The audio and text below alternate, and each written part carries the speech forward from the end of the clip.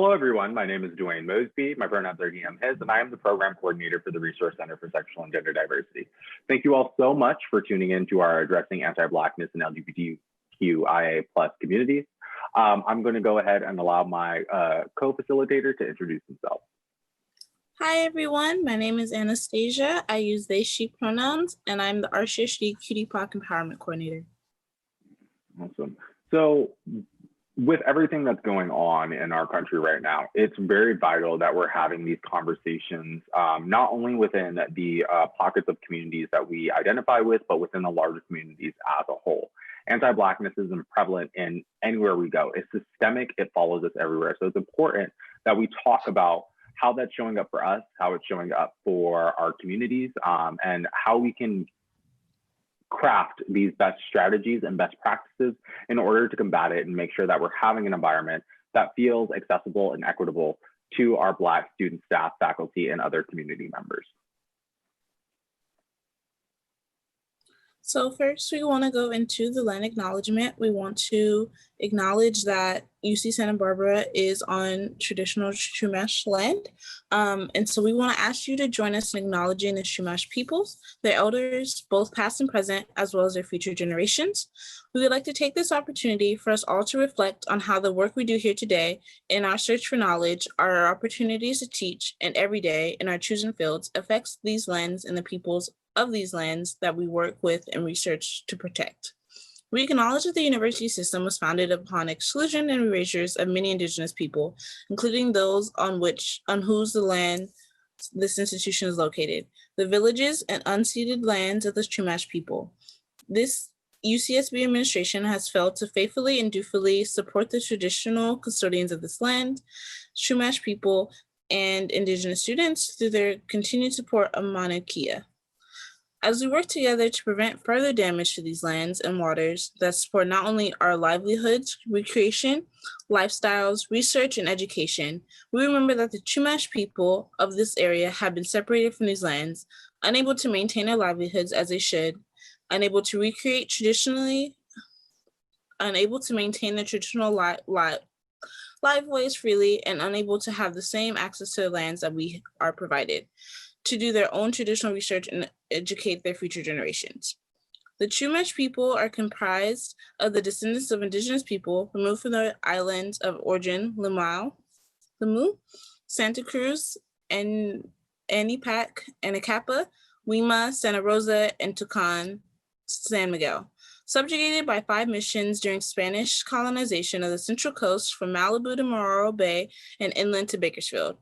The villages upon which this university sits were a safe haven for maritime travelers, a place alive with trading, hospitality, and abundance, a place where knowledge of and from the surrounding areas far and wide was shared with all peoples of this place and its many visitors. A traditional place of sharing knowledge and education, a tradition this university has the obligation to remember. Many of the projects and research conducted by this university are within the traditional territory of the Chumash people and or affect the other Indigenous peoples in their territories. And in spite of all this, each tribe, council, clan, and band is working diligently to restore and continue their traditional stewardship practices on these lands and heal from this historical trauma. The damage that has been done and continues to be done by not sharing the true history and legacy in this place and others, and by the exploitation of the natural culture resources of these areas, can never be erased. There is no mitigation or research project that can make their communities whole again, but we can do better. As educators, friends, and allies together, we can acknowledge the mistakes and atrocities of the past and move forward in remembrance and relationship with the local Chumash people and other Indigenous people to facilitate their process of healing by making sure that our process here makes room for their Chumash and Indigenous voices to be heard, their traditional ecological knowledge of these territories to be listened to, and their peoples to be a part of the healing of these lands and waters as well as themselves. This acknowledgement, though brief and in no way complete, demonstrates a commitment by this institution and their educators to begin the process of creating a relationship with the local Chumash and Indigenous communities and work to dismantle the ongoing legacies of settler colonialism. We come together today to acknowledge, stand up for, and give voice to the unceded lands and waters of the Chumash and all their people. And also with that, I'd like to say that, yes, the university is on Chumash land, but wherever you're at right now, thanks to Ms. Rona, we're kind of everywhere, that you are probably on Indigenous land as well. So there are sites that you can look and see where you're at. And it's really a good way to start doing that work to know what the history of the land that you're on and who was uprooted for you to be on it. Absolutely. Thank you so much, Anastasia. So before we begin this conversation, we want to give a disclaimer. This conversation is only a part of the work. It's only the start. It's not an end-all, be-all, or anywhere close to all the discussion that needs to be had. Also, while this conversation does address some of the issues of Black students, not all Black students, faculty, people may be experiencing anti-Blackness in the same way. That is why it's important to listen to Black voices without hostility and judgment. This is especially for those with compound identities, who have intersectional identities. Those folks are experiencing anti-Blackness in multiple forms. When we begin this presentation, we're going to go into this, and these are some things that you may have heard before, and that's because anti-Blackness usually shows up similarly, regardless of what community you are in. And so we want to provide the different ways in which anti-Blackness shows up and the different way you can support Black students, specifically within the context of LGBTQIA+ communities, because of the fact that this is probably the main venue where you'll be hearing or joining in that conversation from. Anastasia, is there anything else you want to add? Yeah, I just really want to emphasize that, yes, this conversation is about LGBTQIA+ spaces, but as Dwayne has said, anti-Blackness is in everything. Thanks to the history of colonialism, it's everywhere. And so don't think that just when you step into these spaces, okay, let's do this work. Like, we are asking you to commit to practicing this work in every space you're in. So our agenda for today, we're going to do a short intro icebreaker, let you know a little bit more about us, the typical issues identified by Black students, at least some of them. This is not a complete list. You know, there's always more to be said. Strategies of addressing and combating anti-Blackness, and a few scenarios, and then a final conclusion and discussion. So we're going to jump into some of the typical issues identified by Black students. Again, with this, we really want to say that this is not a complete list by no means, but also don't think that every Black student or every Black faculty member or professor or even person is having these same issues. So really listen to their voices. They'll let you know what's going on. Or if they don't, you can kind of see the signs as well. But a lot of students have reported being overwhelmed, having no capacity. And this is really just meaning we're constantly bombarded with, Black death, Black pain.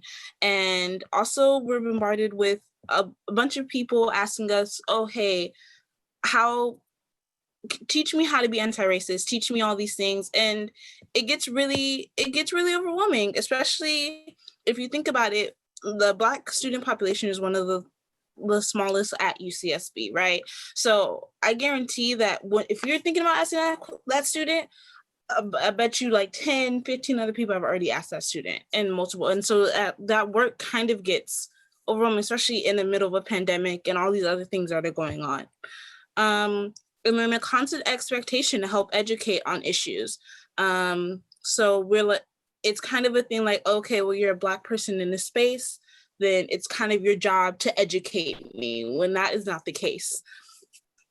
And not being compensated for the work. So when you ask your students or your friends or whomever, usually they're not compensated for the work. And so a strategy that we'll kind of go into later is like asking someone like me or Dwayne, we get compensated for this work, we're getting compensated for this discussion. So asking us in that capacity as opposed to us as in our individual, unrelated to our job capacities. Being expected to always say yes and receiving anger with no. So usually I have personally been met with hostility when I tell people like, I just don't have the capacity for this work right now. And that's very, very, it hurts, honestly.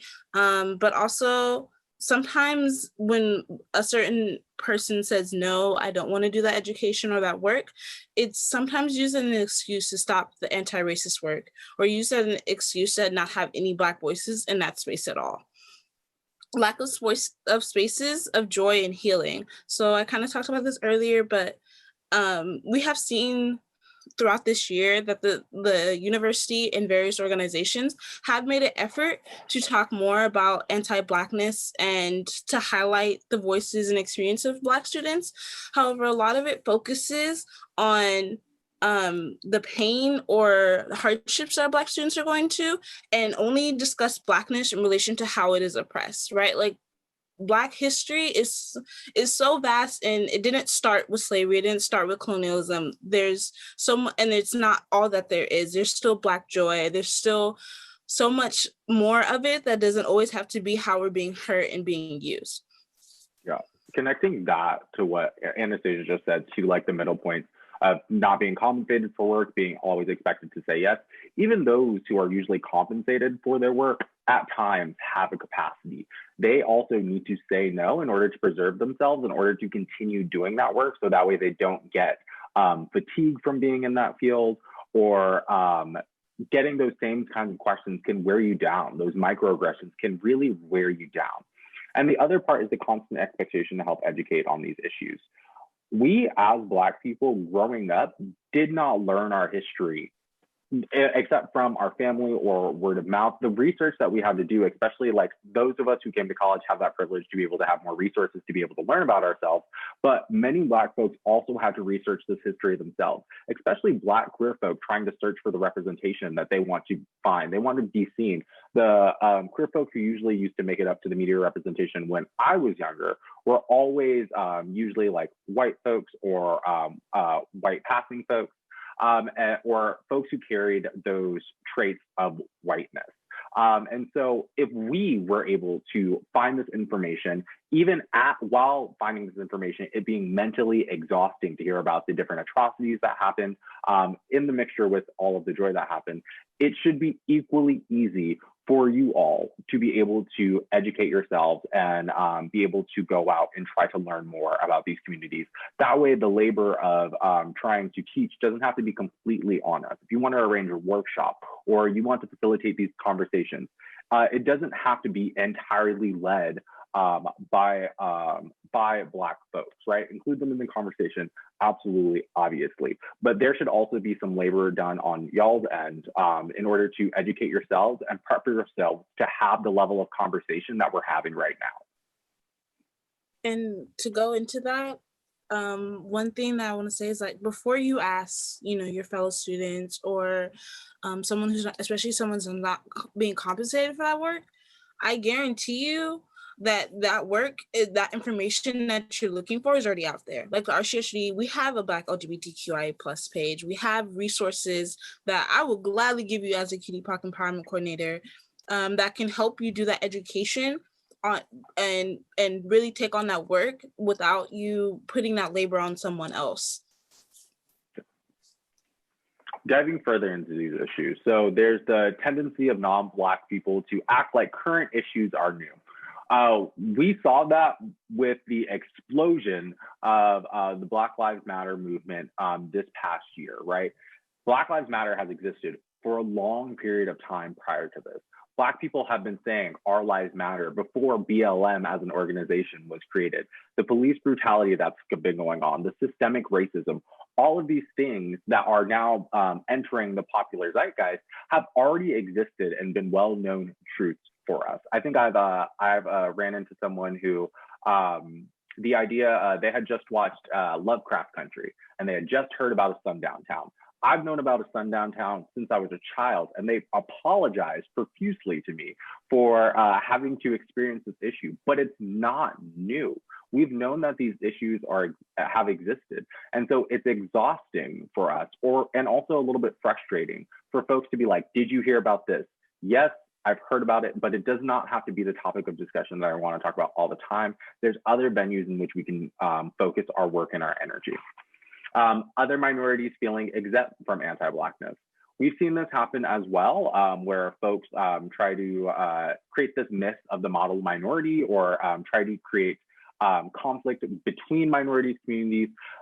We have found, and we see clearly throughout history, that intersectionally, when one community is uplifted, so are the others. So we need to make sure that we are reaching across the aisles and advocating also within our other communities to attempt to address anti-Blackness. These hostilities that happen between other minority communities have been stoked by systemic racism, by whiteness, to create this othering effect. Whiteness pitting marginalized communities against each other, as I just said. This work is issues being brought into every single space. So Anastasia, would you like to elaborate more on that part? So personally, as I am a Black student here at Santa Barbara, and so especially at the beginning of the year, I had every single class talking about anti-Blackness and Black Lives Matter and the deaths of George Floyd. And then you have all your social media, and then you have all your friends like, oh, this happened. Oh, did you hear what happened with the Breonna Taylor case and all that? And it's like, I'm great. It's great that y'all are staying informed, but like, I know what's going on. And also it's like, it's constantly being bombarded by every time. It kind of takes a little piece of you, and it kind of stops you from being able to focus on everything else. And so that's what we're kind of talking about when it's being brought into every single space. Go ahead. And kind of going back to the earlier point that Dwayne said, the first point of the tendency of non-Black people to act like current issues are new. One of the really big issues of that is that it's ignoring the history of it, right? Like how Dwayne said, Black Lives Matter did not start with George Floyd, did not start with Breonna Taylor. And so when you think that, oh, it's just that, and then you're ignoring the prison industrial complex was born out of the oppression of Black and brown people and people of color and marginalized communities in this country, which we also had another discussion on our social media about that if y'all want more information. But it ignores that history, and then also it allows you to think, okay, if we get justice for Breonna Taylor or George Floyd, then this is over, right? And it's ignoring all the other things that are still happening, regardless if, even though we didn't get justice, if that would have happened, like these things are still issues. The things that allowed, the systems that allowed for them to be killed are still existing. Yeah. And we can see that too today, like in the way, even now, there's a noticeable difference in the amount of people talking about Black Lives Matter, the protests, et cetera, et cetera. It's very skewed to us, and we are aware that it's skewed towards us. We do not need to be constantly reminded. It creates anxiety, it creates fear, it creates frustration within our community. Black women are silenced, ignored, spoken over. And the thing is Black women have done the most labor in terms of anyone's rights throughout history. We've seen that through the marches at detention center. We also see that in the way that folks have been ignoring the Say Her Name hashtag. We can see continually over and over that Black women, who are usually the pillars of the communities, have been continually ignored, spoken over, taken their words from, and it becomes an echo chamber of sorts, where a Black woman will say something, no one hears it, and then someone else will take those words and then say it. And then afterwards, suddenly it becomes an issue that people care about. And we see that continuously. Professors, faculty, organizations, first instinct is to ask Black students. Obviously, we want to make sure and check in with Black students to make sure that we're being inclusive of the process. But also at the same time, there's things that Black students have asked for continually throughout the years. They've already asked us on the different ways in which we can make the university more accessible and more equitable for them. However, when these issues arise, once again, we act like we didn't hear that before, like those statements from previous years didn't exist, when there's many aspects of those statements and of those demands that have been previously named that have not been fulfilled. So in my opinion, I believe that rather than when a crisis comes up, immediately turning to Black students to ask what's going on, go back to those documents, go back to those demands, go back to those statements and work on those, and then give them time to grieve, give them time to process.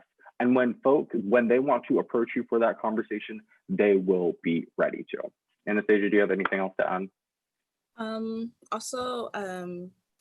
kind of just reiterating, being Black woman, feeling, in my personal experience, I have felt used, right? Like, okay, we'll put you, and this isn't just for Black women. I think a lot of Black students have said this, that they'll be like, okay, especially now, right? The university is putting us kind of on a pedestal.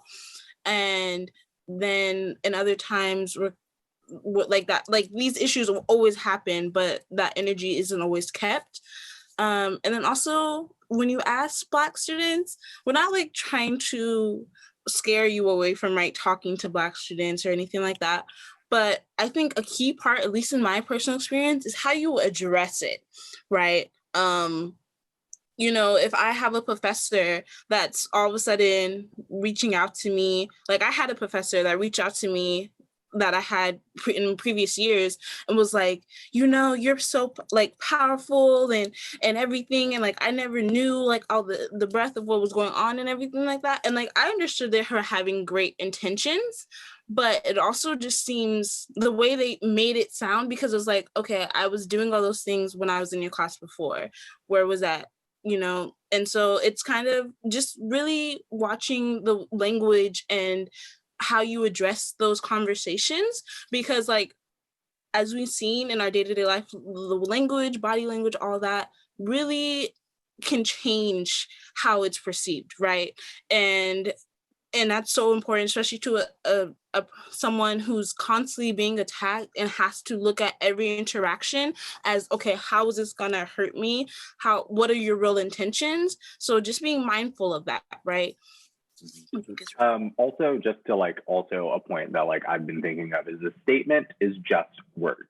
You releasing a statement 3 weeks after an incident happened has done nothing for anyone other than cover yourself. There needs to be an action plan. What have you done? What is concrete? What are these dates? When are you going to do it? There have to be actions to back up the words that you're saying.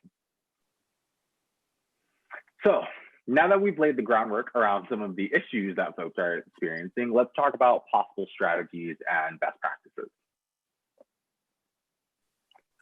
So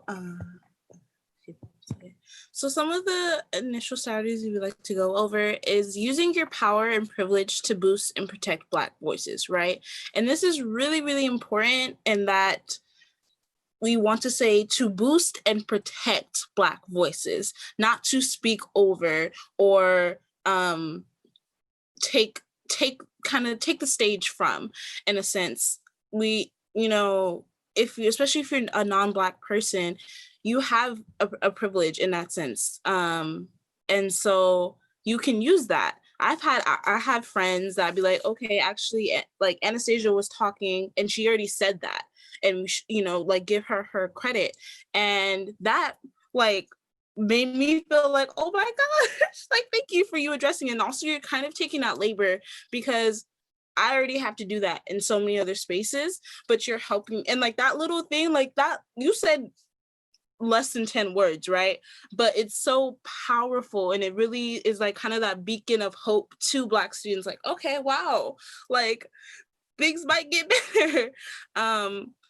And then when you want resources for allyship, etc., go to those who get paid for the work, right? So we kind of already touched on this, but like we said, and we will have some of the resources released with this presentation, but there is that work already being done, and it's accessible to you without you putting more labor on the students that have probably already done some of the work as well. And when uncomfortable, don't call the police. And this is, so sometimes we've seen it where the police really aren't, their main focus usually isn't helping Black people, right? When they're called into spaces, normally it does not go well for not just Black people, but any marginalized community, especially when you're dealing with people at the intersection of being Black and in the queer and trans community. So look at other alternatives instead. Like if it's a mental health issue, look into other ways that you can help them as opposed to calling the police. Or if it's a domestic violence issue, we have seen the trend that more Black women are being put in prison because the police are called on a domestic violence issue. So finding other alternative ways that aren't automatically calling the police. defending Black folks for their humanity. So usually not usually, but most of the time when a Black person is attacked or murdered, people try to use their accomplishments and status as the basis for why they shouldn't be hurt. And they shouldn't have to offer value to society in a sense to matter, right? And then this also pits Black people against each other, because if they don't have that kind of what society values, right? If it's not a college or educated person, like my life matters just as much as someone who's incarcerated or someone who's homeless. Like they should all have the same value because it's all at the end of the day human life. So trying to get away from just protecting Black folks' humanity, and that's the reason why, and using that as a basis as opposed to what they offer or what they've done. And the problem isn't Black people, but with racism. So I have personally heard like, oh, they should just get over it, or why are we always having this conversation? Why are Black people always bringing these up, right? And it kind of pushes this narrative that the issues are with Black people for bringing up racism rather than the racism itself. If there was no racism, then we wouldn't have to have these conversations in the first place, right? So looking at the root causes of it, and I think that also kind of talks about how society pits marginalized people against each other, right? Because it takes the light away from the root cause of the issue. It makes you mad at the Black people who are victims in this situation. Understanding the difference in fatigue. So there has been terms such as like activist fatigue, and when you and that is a real thing, but when you react to someone and tell a Black person like, oh, like I'm so sick of these conversations, or like I'm so tired of it, it kind of is like, okay, well, we've had this conversation, how long have you had these conversations, versus me who's like, this is every day, right? Like I knew since before I was even in school what to do in the police situation. I grew up seeing my family being attacked, being falsely imprisoned, right? Even I could be as tired as I want to be, but that doesn't stop it from happening. So there's nothing wrong with those feelings, but just acknowledging how you're presenting them to someone who's that's their everyday life, right? It's not them just taking a class on it or watching the news. Like that is their life. And don't expect Black people to confine to ideas of whiteness or professionalism, and differentiating between politics and human rights. So what this means is that a lot of we hear language of, oh, why does it have to become political, right? Or why does it have to become racial? And it kind of makes this assumption that it's something that can be ignored, right? It's something that you don't have to talk about, but like Black Lives Matter for me isn't a politics thing, right? It isn't just a racial thing. It isn't something, Democrats and Republicans to fight over. It's the fact that if I get stopped by the police, there's a very high chance I will not make it out of that encounter alive. That's not politics, that's my life. So just really realizing that, and it's really important because if you think about it as politics versus human rights, then it changes the way you interact with this information, right? It changes how you see it as a priority, and it also changes how you see it in relation to other issues. Dwayne, do you have anything you want to? No, I think you covered that like all perfectly well. But yeah, these things we're looking at like larger systems like at play, and Black folks are continually told of like, why is this a big deal? Why is this a huge issue? Why are you so worried about it? There was a tangible fear for me, and I think me and Anastasia both had this conversation immediately after the George Floyd attacks, where I couldn't leave my house for a week or two. I was scared to. I thought that any moment I would be able to walk out any moment that I walk out my door, I could lose my life. And so when folks are like, why do you have to bring that into this? Why is it so political? This is our lives. Our lives are a political topic that needs to be debated about. The fact that our lives matter at all is supposed to be a topic of debate? Absolutely not. I refute that. I can't get that. I won't ask you to like me or like care. You will respect me. You will respect me. You will respect my community, and you will respect our lives and our experiences. So strategies of addressing anti-Blackness. Don't feel pressured to be an ally. Ally is an action. It's not a verb. Anastasia, would you mind elaborating more on this first point? Yeah, so especially kind of bringing back right to my generation, there's social media, right? We see, oh, you like over the summer or earlier this quarter, we saw this push for people to post a Black screen on their social media, right? And an effort to support Black Lives Matter. However, a lot of people were just posting that, and it was like, what other work have you done, right? It's not a thing like, if you just do it for as a performative thing, it's not really helping anyone, and if anything, it's hurting them, because it's like, oh, okay, so you're doing this, okay, so you're trying to help, all right, well, here's what you can do, and it's like, oh, I'm not really about that. And so it's, if you're not knowledgeable about those issues, or you don't feel pressure to do that work, because in the end, if you're doing it for the wrong intentions, if you're doing it because everyone else does it, or okay, everyone else put Black Lives Matter in their profile, I should do it too, that intention will eventually make what you're doing more hurtful than helpful. So that's it's performative. That's like exactly what it is. Is like, if you're going to be an ally, be an ally, stand with us, educate yourself, do that education for yourself, educate your peers.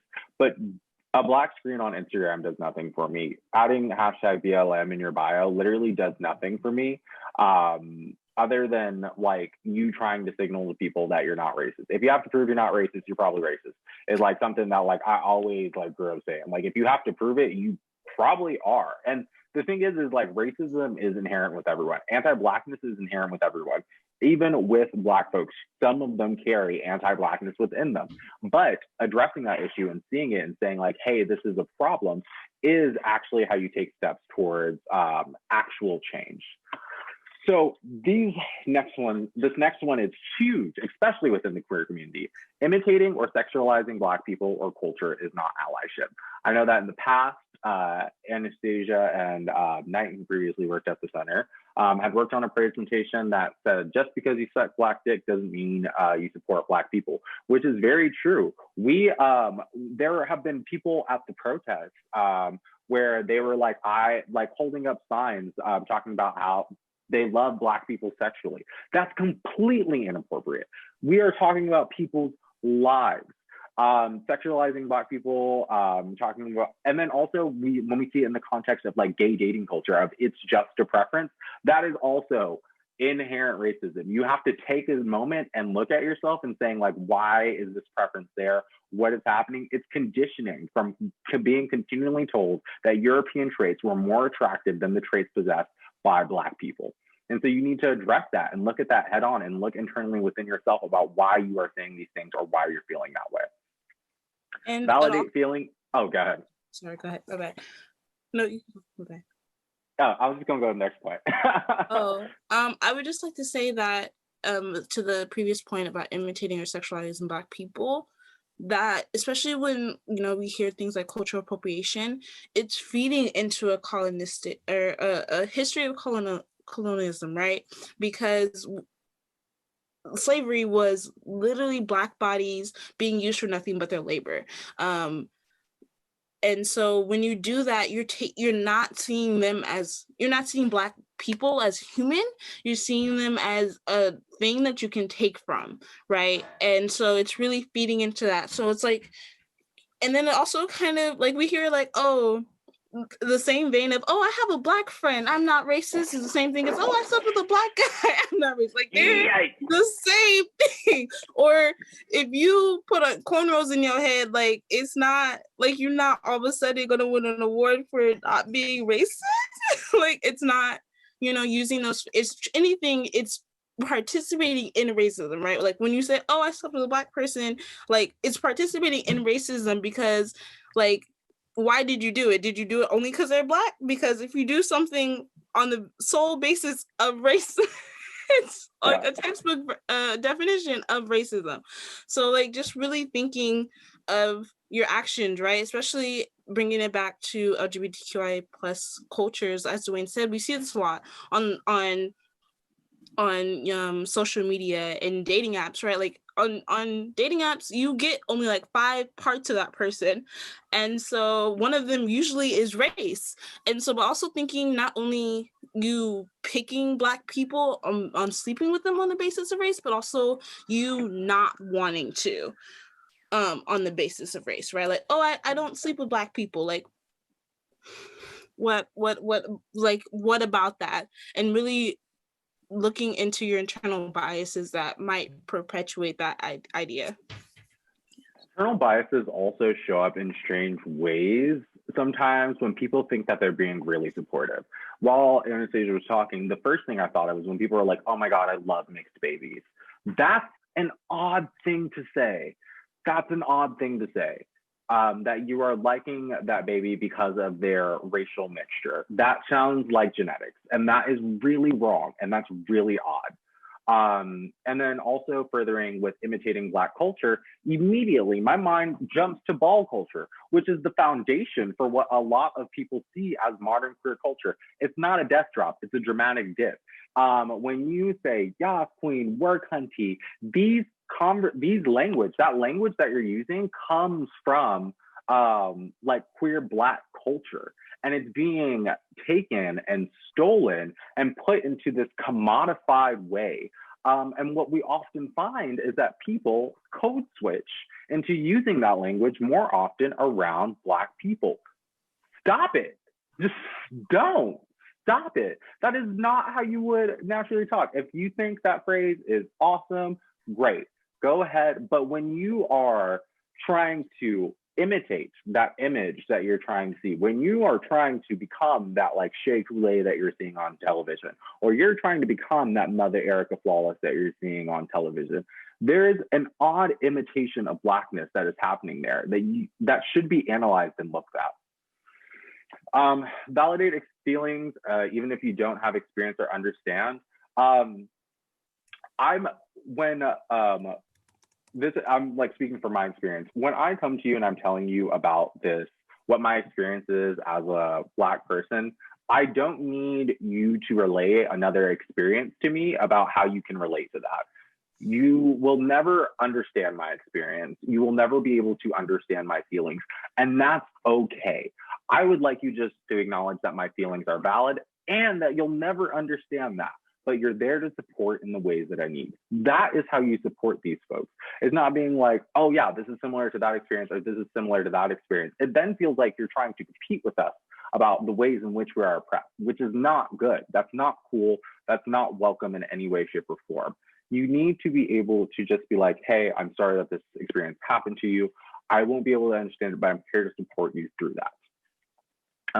Don't participate in performative activism, as we were saying earlier. If you are just going to make a post but not show up in those communities, or not actively do work in those communities or contribute to those communities, there's no point in you trying to be an ally. Because when it really comes down to it, when someone from that community really needs you, you will not be properly equipped to support them. And also, it does show up in your other actions, in the way in which you imitate Black culture, or in the way in which you're not inclusive of Black people within those things. That becomes obvious that you're just trying to emulate Blackness rather than trying to support and combat anti-Blackness. Acknowledge that. Oh, go ahead. I'm sorry. And another point of that is, don't just engage in mainstream activism. Like we've talked about, right? Social media is such a big thing, right? Putting Black Lives Matter in your bio and stuff like that. But like we said, it doesn't really help. But those are the main ways that people, or like when all the protests are going on. I saw so many pictures on people's social media like, oh, I showed up, I'm here. Yeah, I'm like, but the protest is over there. Right. But that's kind of became the narrative of what activism looks like and what allyship looks like.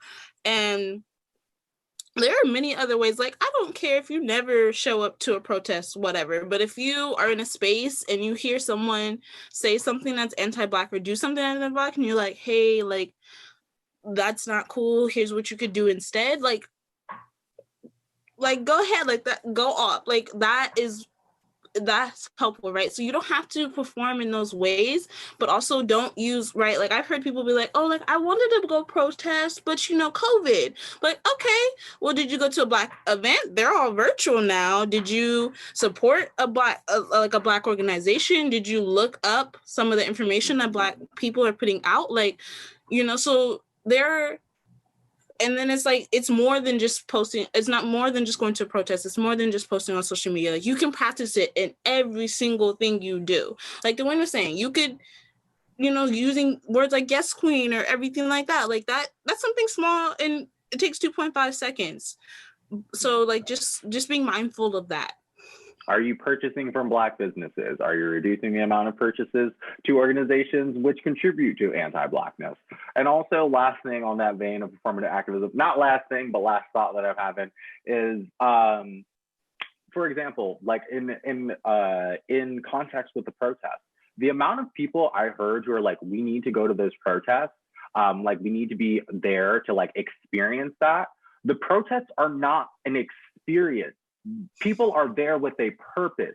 If you're going because it seems fun or it seems crazy or you want to be around that energy, are you being around that energy of people upset and angry about what happened to Black folks? Or are you trying to go there to riot and contribute to mayhem? Your intent on going is really important. And sometimes folks forget to analyze that. Much like within the queer community, acknowledge that there is always more education and work to be done. Along that similar vein, something that we always say in QTs is that when me and Anastasia are talking with y'all about this, we're speaking from our own experiences and what we have said. Blackness is not a monolith, and neither are our experiences. We are talking about what we have experienced. The way someone who has an intersectional identity faces it is different from someone else. The way someone who might be light skinned is different from the way someone who's dark skinned is going to experience it. The way that a trans woman is going to experience it is different from the way a white man is going to experience it. There is no one way to be Black or to experience Blackness. They're all valid, and they all have their own unique experiences that contribute to the community. There's always more to educate ourselves on. There's so much of our history that has been erased and lost. And so therefore it's important to continue to educate ourselves about the wide variety of different experiences that Black folks have. Please don't feel the need to report all happenings to Black people. Oh, we've talked about this before. Anastasia, you were going to add something? Going back to understanding Blackness is not a monolith. It's, and we kind of talked about this earlier, the same systems that kind of raised people in the sense of racism and the legacy of colonialism, Black people have those too, right?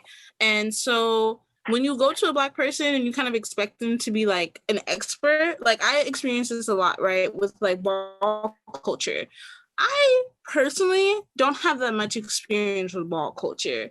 And I had people be like, oh, teach me how to Vogue. And I'm like, yeah, I don't really, like, I can't really help you with that. I can show you some videos of people that are actually in, like, like Dwayne said, Blackness is so, like, even if you go, even from country to country, from state to state, like I have family down south that if you call them Black, they will look at you and be like, excuse me, I am African American. Do not call me Black, right? And so it's just really important to realize how you're perceiving Blackness in itself.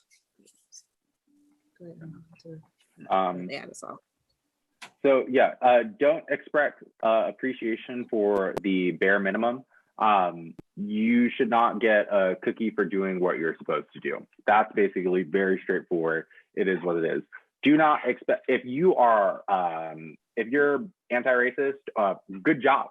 That's what you're supposed to be doing. But I'm not going to give you a cookie for it. You're not going to get extra praises from our community for doing it. This is what you should do for someone as a human being. Don't fall into white savior or white guilt roles.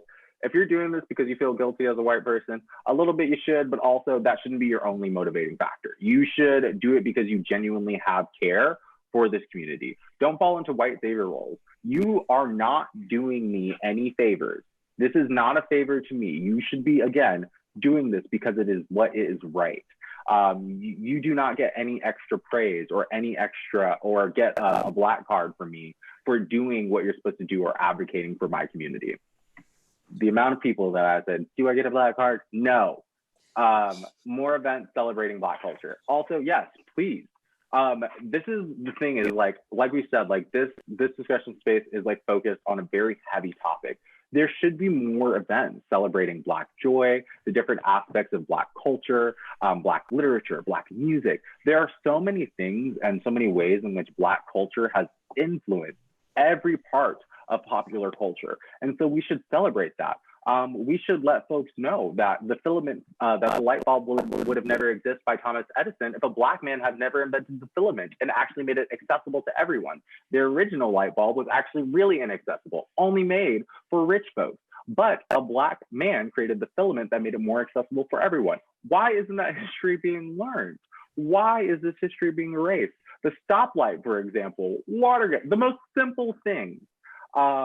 So many ways Black folks have continually contributed to larger culture, and they should be celebrated more for that. In addition, when you're having these events celebrating Black culture, this is one of those times where it's good to tap in on your on like the Black student organizations, or communicating with the different social justice organizations. This is the time that you tap into them. This is the time that you tap into folks who are versed into that community. So like Anastasia was saying with the ball, both of us, I have some experience in balls, Anastasia has some experience, but the thing is we're also not the end all be all folks for that. You should reach out to folks who are a part of those communities and make sure that you're respecting the process, that you're teaching folks the history. In fact, we just had that event with Packrat, and Packrat said that's a huge thing. People watch the videos online, emulate it, but have no idea what the meaning behind it is. You can emulate the moves, but did you know that every move is supposed to be a different line of a story? Folks never get that context unless you hear it directly from the mouth of those who are within that community. Anastasia, do you have anything to add? Yeah, so I think one of the things I really want to reiterate is learning the history of these things, right? And I think we kind of talked about it in just using different language throughout this presentation, is learning the history. Like if you need to see like how impactful Black people are, then look at how many inventions, because they're true. There's a lot of like common things that make our society run, right? But also going into more events celebrating Black culture. In my experience, when I see departments or organizations or whoever having events talking about the legacy or the pain and legacy of the death of George Floyd or Breonna Taylor, right? At event, I feel like isn't for me in that sense. It's because I know I know that. But like if it's an event that's like a soul food cooking event, or like we have like Sister Circle here on campus, I know that event is for me, right? And I understand that a part of that is that there is a disparity and like of the ratio of Black students to everyone else, but like I'm not gonna go to an event that's talking about racism, because it's like I don't need to have a conversation about it. Like I just gotta walk outside and see some person in the grocery store like go to a different lane, or if I'm having something without a basket, they're like, oh, are you paying for that? Like I don't need, right? So, and that's my personal like opinion. Like don't think like, okay, let's stop all those events, because they are helpful, but just realizing if you want to have things for Black students, then there's a lot more that you can do than just events like that, right? Yeah. I'm reiterating before we move on to the next point is, again, while Anastasia and I are speaking, please also remember that what we're saying might not be true for every Black person. What we're saying might not be the best strategies for each particular person. We're speaking from our own experiences, and we want to make sure that y'all are remembering that when listening to this conversation. So real life scenarios.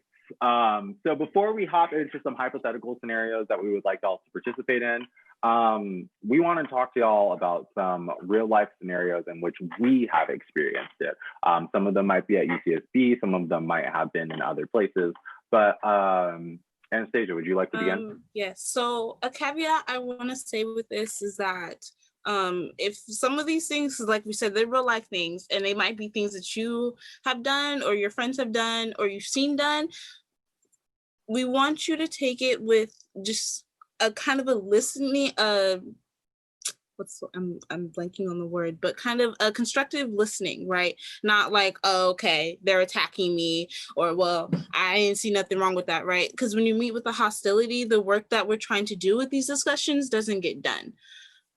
So that's just like a little thing I want to say first. So in my experience, right, a situation happened where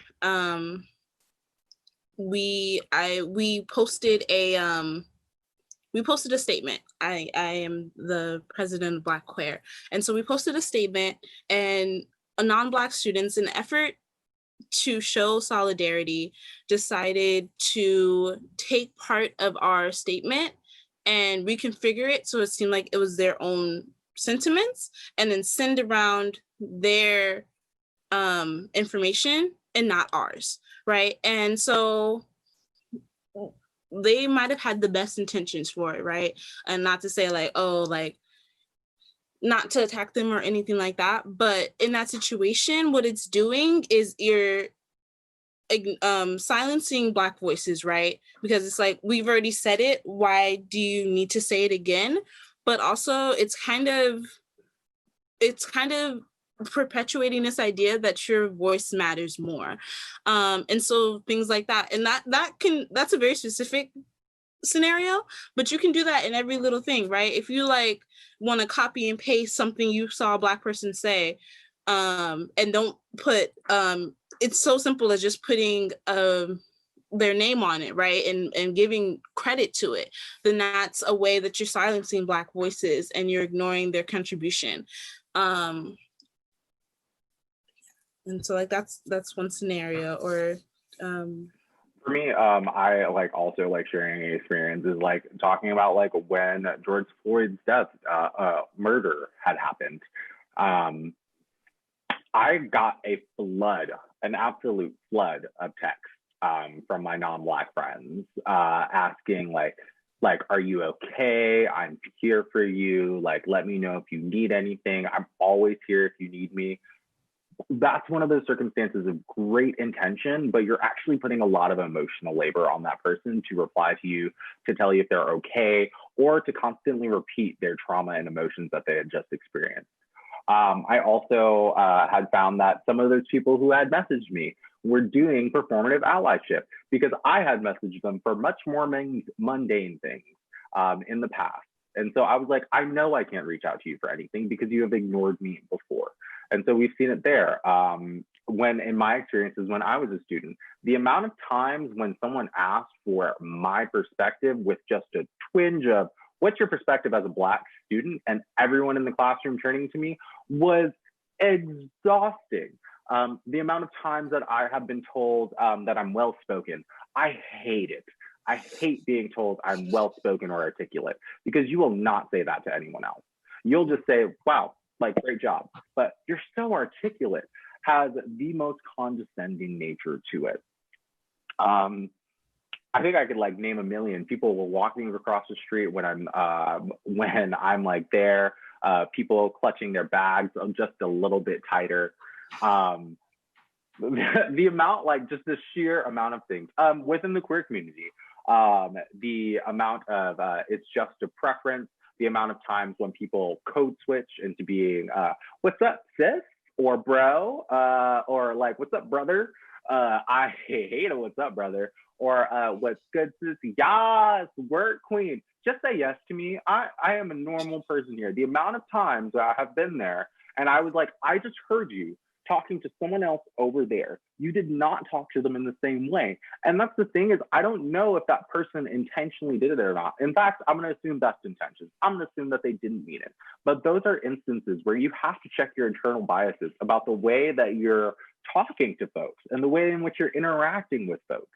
I'm not a fragile package. I've survived this long. You don't need to handle me delicately or differently. And that's like the frustrating, really sometimes the most frustrating aspect of this. Anastasia, I was like, I can go on naming things, but Anastasia, do you have anything additional to add? Yes, you just brought up so many things. I was like, yep, that happened. Yeah. But also, you know, and if you're having a space, like I've been to places and like they'll have music, right? And every single person on their playlist will be a Black person, and there'll be no Black people in the space. And I'm like, so, and it's kind of feeding into this idea that Black people are a commodity that you can kind of take it, but also one of the scenarios I've had is that there was an issue between Black students on campus, right? And then all of a sudden, all these non-Black people were inserting their 2 cents. They'd be like, oh, I can't believe they did that. And it's like, okay, like, it's like great that you're like trying to support, but at the same time, it's kind of, you're speaking on a situation that it's not, like this is a Black issue. And so you're not really knowledgeable of what's going on, but also you're kind of pitting Black people against each other, right? And we see this again, like how Dwayne was talking, like when people call me well-spoken, it kind of is like, okay, but then also it's like, okay, but I've had privileges, right? Like I'm not like some special Black unicorn that's like, oh, look, like, I have, like in my family, right, I'm one of the only ones to go to college. And that's not because I'm smarter, I'm like some, intellectual. It's just because I went to a school that allowed me to go to an influent place that allowed me to get into college. And so when you do things like that, like it not only kind of is like, okay, like you need to step back, right? Like when like refrain from the tendency of speaking on Black issues, especially to like Black people that are in those, but thing also you're kind of pitting Black people against each other, right? Like I've had my family calls me like a Harvard guy, right? And like they're like, oh, you think you're so uppity and everything like that, which Yeah, if you because look in you're the college. history, Oh, you think you're so educated now. And I'm like, no, like I'm just, but that pits Black people against each other, right? That makes it, because you're putting me on a pedestal, and so they're seeing me put on a pedestal as well. So just really, I mean, like Dwayne said, we can go on and on about this, but like those are just some of the real life scenarios. But if you want to move into some of the, we'll move into the other ones. But I got one last one, and this is specifically for the queer community because I've had this discussion a million times. And I almost feel guilty saying this, but it needs to be said. Say. You being queer does not equate to me being Black, because I am also Black and queer. This is like one of those circumstances where it's better to validate and admit you never will understand. In the same way, I have no idea what your experiences were. You might have had a really difficult time, especially around your queerness and identity, but they do not equate to each other. The ways in which we experience oppression are different. And I think that's like an important thing to highlight, is the way in folks experience oppression is different, especially for Black queer folk, especially for Black trans folk, especially for Black trans women. Their lives have the difficulties which you are describing in addition to being Black. And so what happens is we face anti-Blackness from the queer community while simultaneously getting homophobic and transphobia from the Black community. And that's what ends up happening with a lot of Black queer folks that I know. We become that weird Black kid We're the Black kid that's trying to be white, or is like called an Oreo or something along those lines, where our identities are suddenly invalid and Black queer folks feel like they have nowhere to go.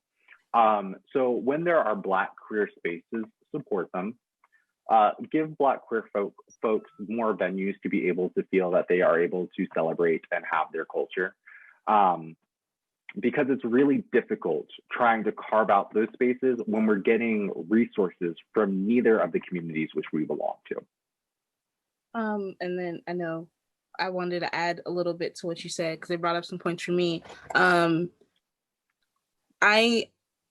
really want to reiterate, Dwayne said, I am Black and I'm queer.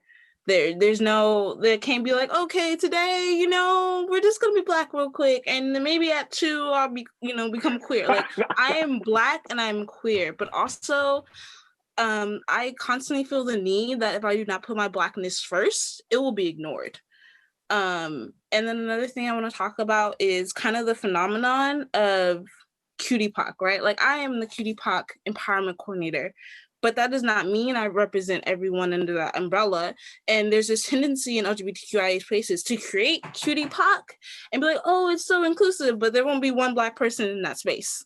And I'm like, but QTPOC is supposed to represent all of these people, right? And so it's kind of, and so sometimes, like, when I'm like QTPOC, I'm like, okay, but is that really including me? And so just being conscious of the language that you're using, right? And like acknowledging, like, okay, it's saying that these things, right? Like, okay, you have this Black Lives Matter poster on your website, but how many Black people in your space? What are you doing to support Black people? And so, like, just those were like two of the things that you brought up for me when you were speaking. But yeah. Yeah, absolutely. I think my mind keeps running into more things, but I want to make sure that we continue on. That way we can get to at least a couple of these scenarios. So these scenarios that I'm about to go into are actually fairly kind of standard everyday things. They're not necessarily dealing with queerness, they're more dealing with general anti-Blackness. But the reason why that I wanted to do these particular scenarios that are more focused on general anti-Blackness is because these are the ones that you'll probably most commonly see, or the kind that you'll most commonly experience. Or these are situations where you're probably not going to, you might not even read some of these as anti-Black. And I'm going to tell you why they are. So each of the following slides is a short scenario. Please read each scenario carefully. I'll also be reading them aloud. As you read, imagine that each situation is being described to you by a peer. Hey, there are no right or wrong answers. Your personal opinion is what matters. No one's right, no one's wrong. And that's the thing that we've been trying to express this whole thing, is that we're talking about from our experience and what our opinions are on this. After reading each scenario, read the question that follows and indicate your response on a scale of 1, being definitely not an instance of unfair treatment based on race, and 6, definitely was an instance of unfair treatment based on race. So scenario number 1. Saturday afternoon, I was at a jewelry store in the mall. I noticed a couple come into the store and begin looking at some of the jewelry on display. The lady behind the counter then approached the couple and greeted them by asking, "Are you here to buy something today?" In your mind, to what extent did the situation depict an instance of unfair treatment based on race? 1 being, again, definitely not an unfair treatment based on race, and 6 being definitely was an instance of unfair treatment based on race. So for the folks who are in this room, please feel free to drop those answers in the chat, and then we'll just start to discuss in general. So Anastasia, do you want to go? Well, it's interesting because both most of the answers I've got were pretty high. Yeah, there's a 5 and a 3. But also, I would encourage our participants to look at the question a little more closely, because race is never mentioned. And so it's kind of, they could be any race, right? And so kind of thinking of the way, kind of like the internal biases, right? Especially because the clerk asked a question, "Are you here to buy something today?" Like, that's, like, I've worked in retail. That's what you're supposed to ask people. Like, you're supposed to ask them, like, "Oh, what are you looking for? Are you here to buy?" Or like that's like that's not a racial thing. But then that kind of goes into our internal biases of the situation, right? And coming into these spaces and thinking, oh, okay, it's an anti-Blackness conversation, everything's racial. And so if you want to add a little bit more on that. Yeah, totally. I'm so sorry for those few answers in the chat because it almost feels like a trick question, especially with being our first scenario. But absolutely what Anastasia is saying is like, usually these circumstances, like this is a very common thing. Like this happens like all the time. And this is exactly how you would do it if you're working in customer service. Hello, are you here to buy something today? How may I help you? But there is this internal bias that we have, like when we're thinking about these things, and we need to like check those and be like, why am I asking that question? Why am I making this assumption and tying this here? And so this was intentional to make y'all begin to think about that and think more critically about these questions. So I want to apologize, but I will probably give this like, this is the one for me. This is like, yeah, go ahead. Yeah, I'm here to buy something today. Yes, I might be. But also, anything else to add? Yeah. Oh, I just want to say like, don't, if you're like a person that automatically put like a 5 or 6, or don't beat yourself up about it. Because when I researched the question, I, as someone who constantly goes into retail stores and is watched, and usually when people like, I've had, when I bought my PlayStation, right, people were like, oh, how are you paying for that? And I was, or situations like that. And so as soon as I like read it, I was reading it from a Black perspective. I automatically was like, oh, but then me and Dwayne had to talk about it. I was like, oh yeah, you're right. So like, don't think like, when we're going through these scenarios and you have, don't beat yourself up about your answers or the ways you think about it. Really just use that as a point of education, not a point of like I did something wrong, right? Like we are grateful that you're just engaging with this and thinking about that. So that's just no right or wrong. These are all like personal opinion. Y'all might still stand by your 3 or 5, and I'm still here for that because y'all are looking at this critically. Scenario 2. Last evening, I boarded a plane and had a seat in first class. A Black man was seated next to me, and a white man was sitting across the aisle. The flight attendant, who was Black, politely asked the Black passenger if she could check his seat assignment again before takeoff. In your mind, to what extent did this situation depict an instance of unfair treatment based on race? 5 or 6, depending if it is targeted or if everyone's being checked. That's also super valid. So I'll kick this one off. I also was like around like the 3/4 range because the amount of people, Black people that I know with inherent anti-Blackness against, like within them. There's so much like classism that's involved. There's so much like where like I've like, this is like from me speaking from my own family's experiences as well. It's like for my family, there's always those people who are like, we made it out, why didn't you? Or like, what are they doing? Or are hyper vigilant of Black people because they are like a part of that race and have their own internal hate and bias against them. So for me, this is like for the Black attendant to only check the other Black passenger, even though it was politely asked. Well, you're working in service, so of course it's going to be polite. But to check the seat assignment again before takeoff when no one else's was and he had already been seated there carefully doesn't make sense. And also this is like the thing is like the Black man was seated next to the guy. So he's probably seated in the window. And then there's a white man across the aisle. And I'm assuming this is a white man who's here in this seat as well. So she reached over the white guy to ask the Black guy if she could check his ticket again. Anastasia? Yeah, it's 2 things I want to point out with this is oh shoot, I lost. First class? The fact that the seat's in first class too? Okay. So usually in this could be, say this happens, right? And there is a white man right next to him, and he turned around and said something like, wow, that was kind of racist. It's kind of like that can be read in a wrong way, right? And it kind of goes back into, but also, it came back to me. What I really wanted to say is that notice in this scenario and the next scenario, nothing about the language used is inherently racist, right? It's not like when you say, oh, are you check your seat assignment, right? Like you can read that as, oh, it's a flight attendant just doing their job.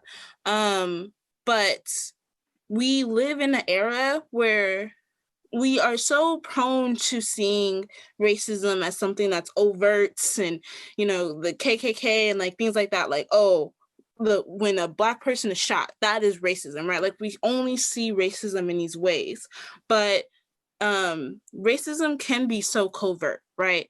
Like like me and Dwayne were talking about earlier, most of the instances of racism that we were speaking about, they never say like, oh, you're a Black person, I gotta move away from you, right? But it's subtle key things, and that unfortunately leads to a culture where people be like, oh, well, race wasn't mentioned, so why is it racist, right? And so really looking into, and I think that's another reason why the history is so important, right? Because then you got to think about, what was this Black person wearing? Because like if I wear a hoodie and baggy jeans, then oh, she ghetto, she ratchet, whatever. But if a non-Black person it's high fashion, like, oh, you're making a statement. And I'm like, but we wearing the same things. And so really looking at, and I think another thing of in these scenarios is that looking at the ways that it's subtle, right? And it might not seem like a big deal, like, oh, your ticket being checked, like, okay, like, yeah, like I said, they're just doing their job, but like it's subtle, especially for someone who's constantly confronted with that and knows, okay, like what you're doing this for, then like it's not just you doing your job, it's you seeing me as someone who doesn't belong in a space, doesn't deserve to be in this space, or that you don't want in this space. And it's more than that, right? So just like the thing I want to point out with that situation. So scenario 3. Last weekend, I was out at a popular nightclub. Sometimes they ask for IDs. There were 2 young women in line ahead of me. The bouncer, who was white, asked the white woman to pay the fee, let her in. He then asked the Black woman to pay the fee and then asked to see her ID. In your mind, to what extent did this situation depict an instance of unfair treatment based on race? 5 or 6, 4 to 5. Anastasia, how you feeling about that rating? I think it's pretty good. Yeah. But I think one thing I want to say, and I like how Jordan, some of our participants are kind of doing this work of looking at some of the variables, circumstances the unnamed around variables. it. Yeah. Right. Like, what if she looked really young, right? Like, I have a baby face. And so I recently turned 21. I still get checked for my ID left and right, right? My mom is, kind of that saying that Black don't crack. Yeah, I was just about to say Black don't crack. I also always get asked for my ID all the time. Right. Because people always think I'm 18. Thank you. It's a compliment. I still think like, yes, sure. Yeah, But also if, that's not a situation, then it could very well be, a racist act. So I really think that's important to look at. Again, like racism's not always cut and dry. Biases aren't always cut and dry. So, but I think the ratings were pretty good. Mm-hmm. Yeah, I think those ratings are absolutely correct. I think another thing too to also pay attention to is he then asked the Black woman to pay the fee and then asked to see her ID. There's also like some racism that's happening there, and that if she wasn't going to be allowed in the club, he would have checked her ID first. But with her having paid that fee, if she was not able to make it in, he could just take her money. And so that's just like another like subtle thing that's happening within that situation. Scenario number 4. So a week ago, I dined in a restaurant that was very busy. At another table, I saw a Black couple sit for 30 minutes before being served.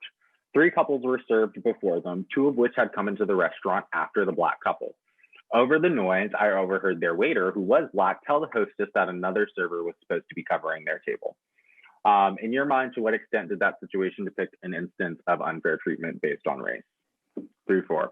Yeah, these ratings are fire. I also would do like a 4 to 5 range for that. The context in which I'm thinking is like 3 couples were served before them, 2 of which had come into the restaurant afterwards. And again, there's like no true or false, no right or wrong, and that's also why we gave that caveat, is because these situations are purposely made vague. but you can read the anti-Blackness that is happening within these situations. So overheard their waiter who was Black telehostess and another server was supposed to be covering that table.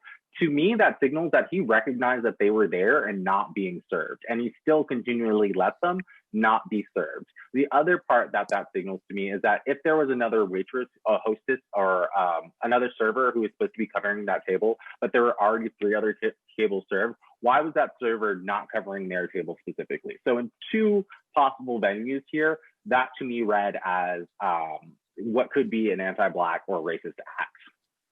Anastasia, what were your thoughts on this one? Sorry for the technical difficulties. But yes, I agree with what Dwayne was saying.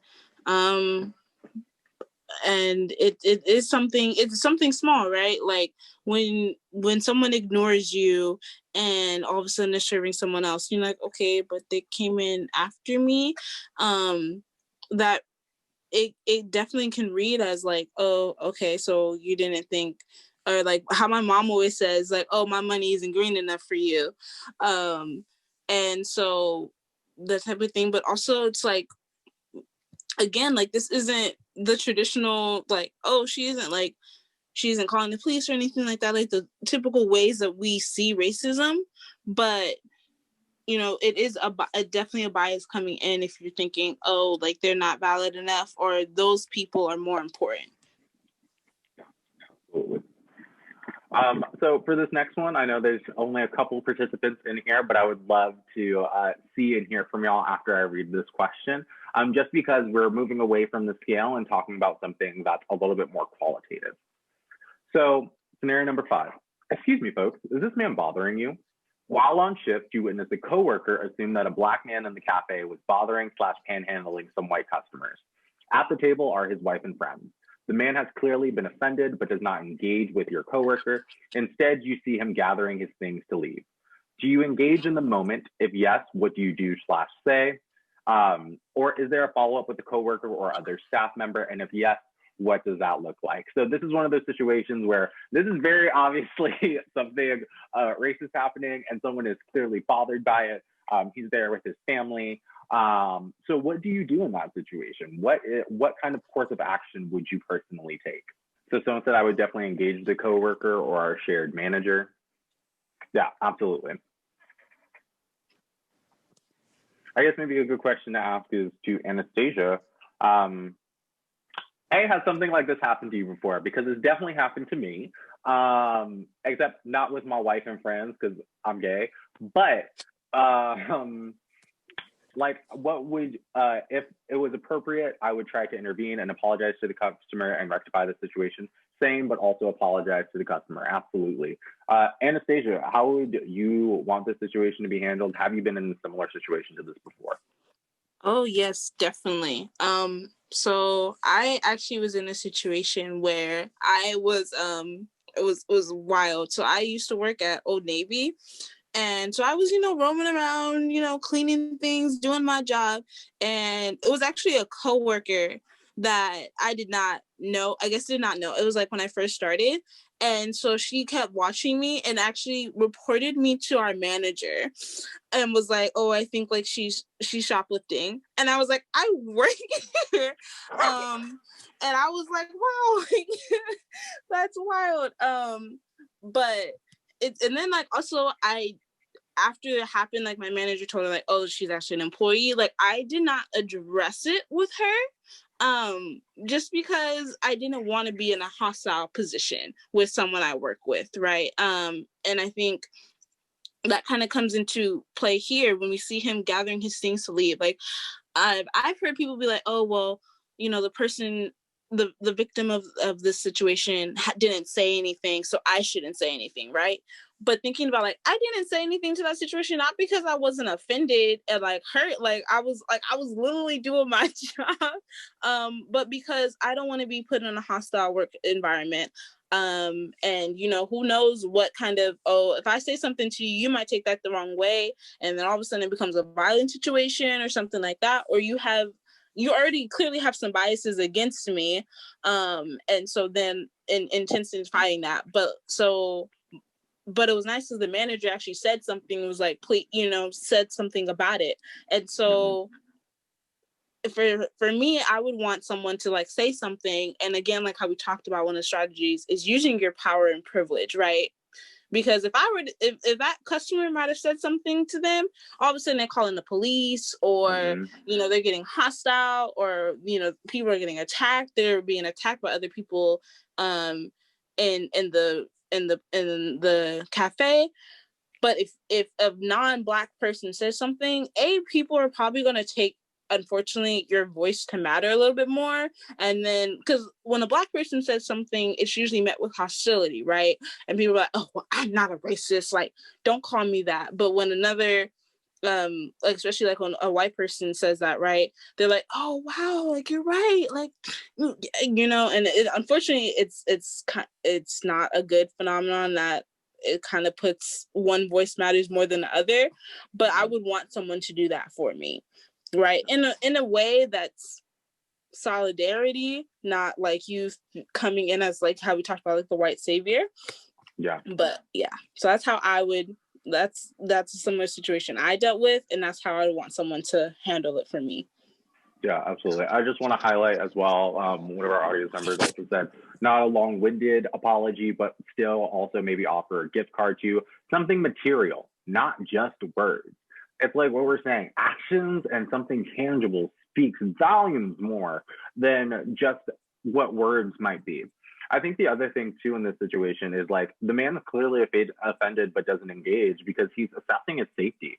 The other thing too is I think there are a lot of times where I face bias, but I don't say anything because I don't want to be seen as like the stereotype of the angry Black person. And that's a constant stereotype that we have to face. And so, and the thing is if you're an angry Black person, that could lead into a situation that puts your life in physical danger. So I can't be upset in the same way that other folks are upset. And the times that I can be upset are only within spaces with other folks who share my identity. But thank you all so much for doing these scenarios with us. Before we move on to the next part, I hope these scenarios were helpful to you all. I know that these seem very general and were very vague, but that was with that purpose.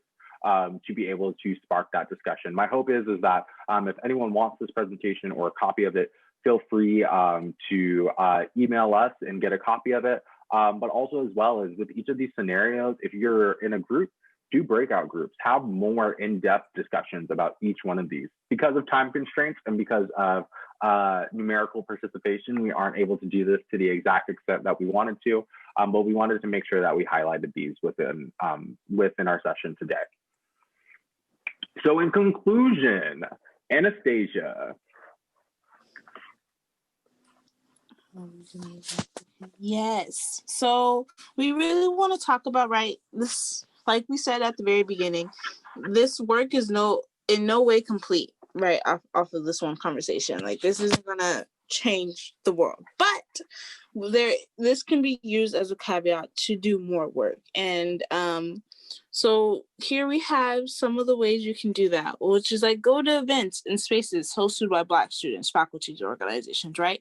Here on campus, we have the Office of Black Student Development, we have the MCC, we have BSU, the Black Women Health Collaborative. The Black Programming Calendar.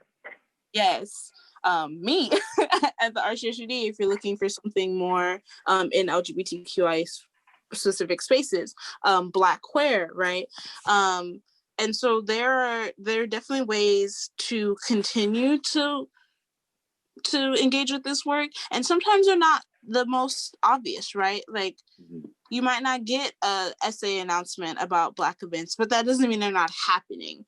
And maybe you can even use your platform to be like, oh, hey, this is happening. Like, I know people are like, okay, let's all make a day of going to this event, right? And getting your friends involved. So you don't have to constantly, maybe some people feel uncomfortable with checking their friends. So you don't have to do that. You can be like, let me just put you in a space that might help you with that work.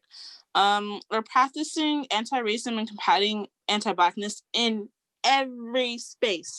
In every space, right? Like, it's not enough to just, like we said, not enough to put on the screen, not enough to go to a rally, not enough to, okay, today something happened, I'm gonna confront it. Yay, like, I've done my part for society, right?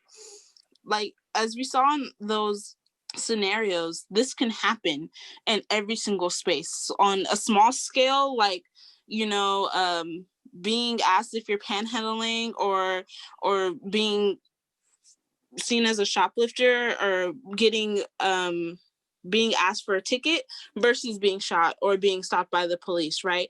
Like, the same core system and issues can create all those different scenarios and everything in between. And so it's really important to do this work all the time, which might seem exhausting and you might not be used to it, but that's if real systematic change is ever going to happen, that's what needs to be done. And also a part of that is that it's not enough to do action. It's also about mentality, right? Colonialism has put in a mentality and just in mainstream society that especially Black and brown people can be used, abused, their lives don't matter, right? And so we could, even if we do things like, oh, okay, we make legislation that the police don't stop Black people anymore, right? But the same mentalities that allowed them to even think that a Black person was a threat over a non-Black person still exist. Like, that does nothing for it, right? Like, we saw this, like think about like the 13th Amendment, right? Well, that's a whole nother conversation, but it outlawed slavery in some capacity. That didn't get rid of the people that thought it was okay to imprison Black people on the basis of them being Black in the first place. Like, that mentality didn't go away just because you outlawed it. It was still there, right? So it's not enough for just action if the mentality that allowed for those actions to happen in the first place still exists. And we also have some resources here. So we have the GROW website, which, Dwayne, if you want to talk a bit more about that. Yeah, sure. I can talk about that. Also, just like harking on your last point is like, yeah, really looking at the structures and the histories of things. So like, even like just recently was the like fall break. Many folks like celebrate Thanksgiving. It's better to celebrate Indigenous Peoples Day and make sure that you're supporting the Indigenous lands that you are upon. But the other thing too is like when people, like speaking of the 13th Amendment, that immediately makes me think of the fact that Thanksgiving was created as a national holiday by Abraham Lincoln to create unity between the North and the South. So that way they would buy in to the Emancipation Proclamation. A lot of people don't know that. That's one of the origins of Thanksgiving. That way people who are arguing within the same household would have dinner together and talk it out. It was not invented.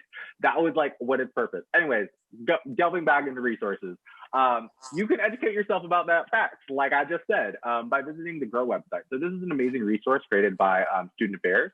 And Dr. N. Burke was the one who kind of spearheaded this initiative. So the GROW website is from UCSB and has multiple marginalized identities that exist on campus.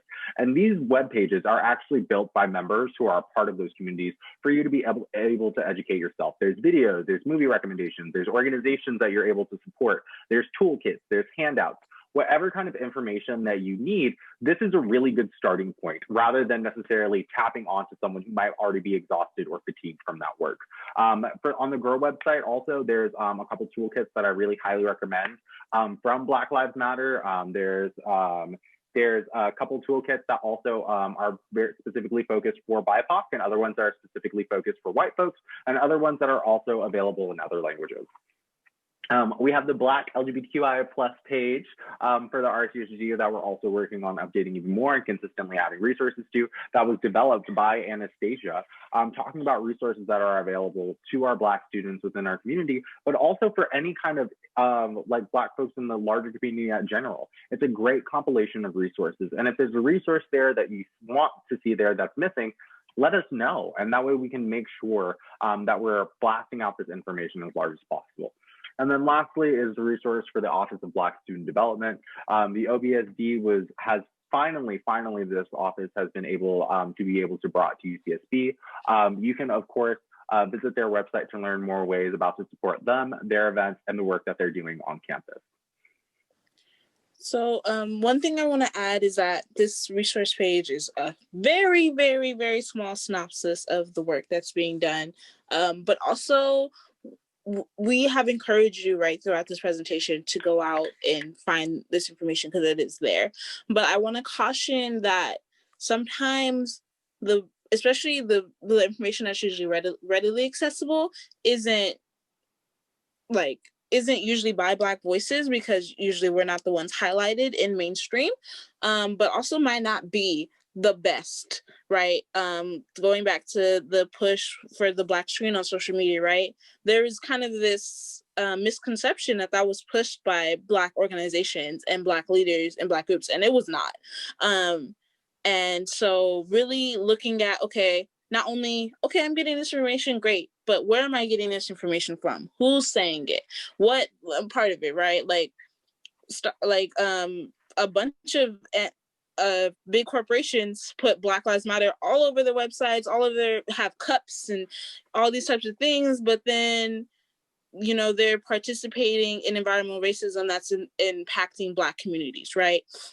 And so if you're looking at the kind of the face of it, then it looks like, oh, they're great and I should be listening to them and woo.